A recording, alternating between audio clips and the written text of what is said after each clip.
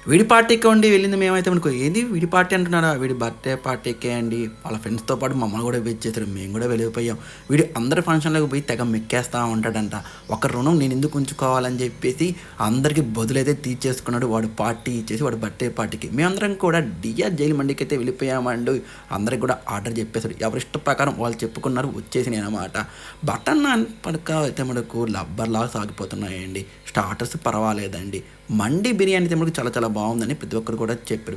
Veg మండి కూడా ఉందండి. అది కూడా నేను తిన్నా. అది కూడా బాగానే ఉందండోయ్! ఇబ్బంది ఏం లేదు. తర్వాత మొగలాయి బిర్యానీ కూడా తెప్పించుకున్నారు వీళ్ళందరూ కూడా. చాలా చాలా బాగుంది అని చెప్పారైతే మటుకు. ప్రతి ఒక్కరు కూడా సాటిస్ఫై అయ్యారైతే మటుకు. కానీ కొద్దిగా ప్రాబ్లమ్స్ ఉన్నాయి. అవి కూడా చెప్పామండి ఆ ఓనర్స్‌కి అయితే మటుకు. మేమైతే మటుకు అందరికి కూడా ఎవరు తోచిందో వాళ్ళు సలహాలు ఇచ్చేసారన్నమాట. ఇలా మార్చుకోండి, ఇలా మార్చుకోండి.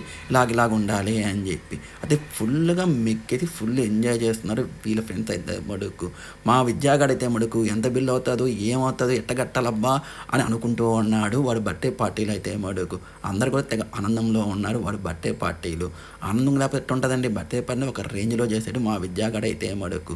మా సాయిగాడికి మటుకు స్పెషల్ ఇంకా డ్రాగన్ చూసి మండి సింగిల్ అయితే తెప్పించాడండి. తినలేక తిన్నాడనమాట మా సాయిగాడైతే. ఫుల్ కడుపు నిండా నిండిపోయింది. నాకొద్దురా బాబు చాలా చాలా బాగుంది మండి అయితే మటుకు తెగ మెచ్చుకున్నాడు మా